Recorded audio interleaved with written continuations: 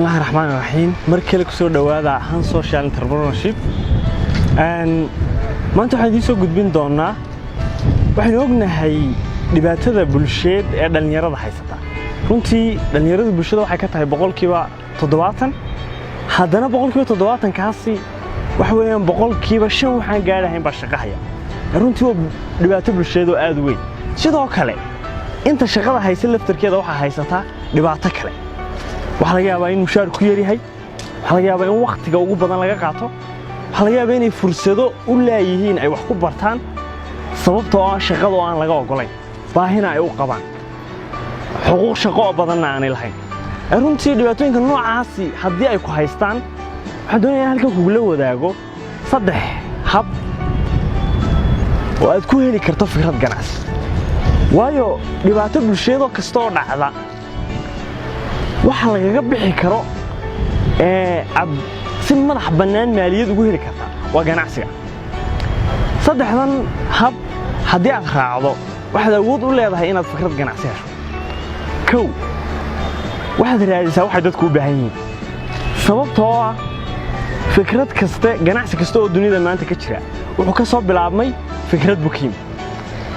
maadaama ganacsi kasta fikrad ka yimid waxa laga yaabaa fikrado badan oo aad iska weydaaranaysaa inay ganacsi wanaagsan noqon lahaayeen waxaad raadisaa marka koowaad waxay dadku u baahan yihiin waayo waxa ay u baahan yihiin waxa laga samayn karaa ganacsi baa laga samayn karaa haddii aad keentana maadaama baahidoodii maaha waxay doonayaan waxay u baahan yihiin raadi baahidu waa wax laga maarmaan karo haddii fikradaada ganacsi aad ku salayso wax laga maarmaan waxa hubaalay inaad guulaysanayso tusaale fudud baan soo qaadanayna haddii aan soo qaadano nin dhalinyaro oo Hargeysa ku nool oo Saami Gabas leeyahay ayaa wuxuu sameeyay shirkadda in badan oo idin ka mid ah aragteen Saami Online waxay ka bilaabantay page Facebook ah oo lagu iibin oo uu ku iibin jiray waxyaabaha mustacmalka ah ee la isticmaalo oo dadka ugu kala iibin jiray Saami wuxuu raadiyay wanan dhalinyaro wuxuu raadiyay waxay dadku u baahan yihiin dadku waxay u baahnaayeen meel qofku waxa uu iibinayay oo isticmaalay uu geeyo qofka kalena waxa uu u baahnaa meel uu ka helo wax la soo isticmaalo salaam mobile la soo isticmaalay oo jaban talaaga la soo isticmaalay oo jaban Saami Online ayaa ka dhashay fikradda noocaas ah runtii maanta meel wanaagsan maray fikradda labaad haddii aad u baahan tahay inaad hesho fikrad ganacsi qodobka labaad ee aad samaynayso ama habka labaad ku heli kartaa waa inaad xalliso dhibaato jirtay raadi dhibaato bulshada haysata runtii fikradda hore waxay ahayd baahi waxay dadku u baahan yihiin laakiin tan waxa weyn waa dhibaato bulshada fikrad ganacsi oo kasta oo dunida ka jirta waxay xallisay dhibaato bulshadaasi haysata runtii dhibaato kasta oo bulsheed maadaama bulshadeenu maanta ay dhibaato badan tahay waxa halkaa ka bannaan fursadaha ugu badan ee nololeed ee ganacsi laga samayn karo mar haddaad ogaato dhibaato bulsheed ka fikir marka hab aad dhibaatadana u xalinayso fursad ganacsina runtii maskaxdaada inaad adeegsataa way fiican tahay si aad fikradda u hesho taas waxaanu soo qaadanaynaa tusaale ganacsi ku salaysan dhibaatada bulshada saddex dhalinyaro Afrikaan ah oo u dhashay dalka Kenya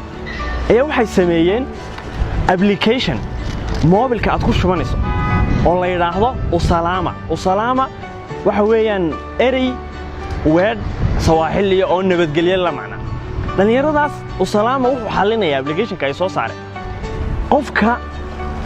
marka uu ku dhaco tusaale tuuga ay dhacayso xoog wax laga qaadayo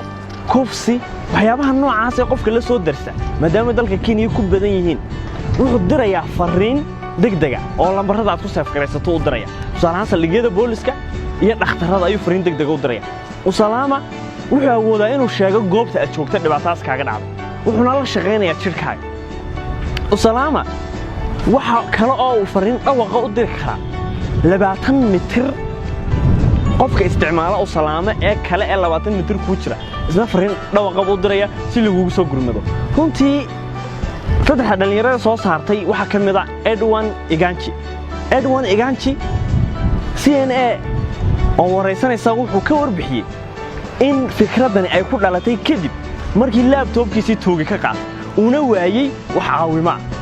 waxa taasi noo muujinaysaa dhibaato isaga qabsatay bulshadana haysata ay xal u keeneen Edwan iyo saddex dhalinyarada saaxiib haddii aynu ogaanay labada habo hore waxa jira hab saddexaad oo aad ku heli karto fikrad ganacsi habka saddexaad aad ku heli karto fikrad ganacsi waxa weeyaan inaad alaab qaali ah ama adeeg qaali ah inaad u bedesho hab isagoo jaban lagu heli karo runtii dunida waa mid ka mid ah hababka fikradaha ganacsi lagu helo maanta tusaale ahaan bulshadeenu inta ugu badan sabool bas ka badan adeegyo badan oo baahiyaha aasaasiga ku salaysan baa jira adeegyadaas waxa laga yaabaa inay qaali yihiin ama alaabadaas haddii aad ka fikirto iyagoo oo tayadii aanay dhacahayn haddana hab jaban lagu heli karo wax la samayn karo waana fikrad ganacsi oo guulaysata habad ku heli karto tusaale aynu soo qaadano waxa laga yaabaa inaad la yaabto waxa jirta shirkad la yiraahdo World by Parker shirkadan waxa sameeyay 5 dhalinyaro oo ka wada baxay dugsi ganacsi dhalinyaradaasi markay ganacsigii bartanka marayaan ee waxay ogaadeen in muraayadaha indhaha ee dhakhaatiirtu ay qorto in laga siiyo qofka frame-ka $300 runtii $300 boqolkiiba inteebaan awoodi karin bulshadooda ayay isu geeyeen waxay ogaadeen in tiro badan oo macaamiil halka ka soo baxayso waxay sameeyeen shirkaddan World by Parker oo siinaysa frame-ka muraayada siinaysa $90 runtii marka saddexdaa hab la isku soo duubo waa saddex hab oo qofka dhalinyaradii haddii ay ku qorshaysan tahay inaad ka baxdo nolosha shaqo la'aanta 2018 sanadkan soo socda haddii ay ku qorshaysan tahay inaad ka baxdo sanadada ku xiga ee soo socda ama maanta oo aad taagan tahay saddexdaa hab ee Han Social Entrepreneurship ay ku soo gudbisay waxay ka saari karaan oo awood ku siin karaan inaad hesho fikrado ganacsi hareerahaaga eeg u fiirso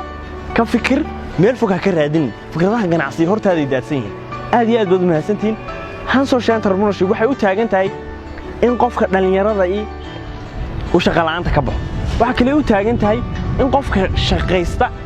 laftarkiisu uu nolol madax bannaan oo maaliyadeed u gaari karo oo idin jecelahay ku xidhnaada aad baad mahadsantiin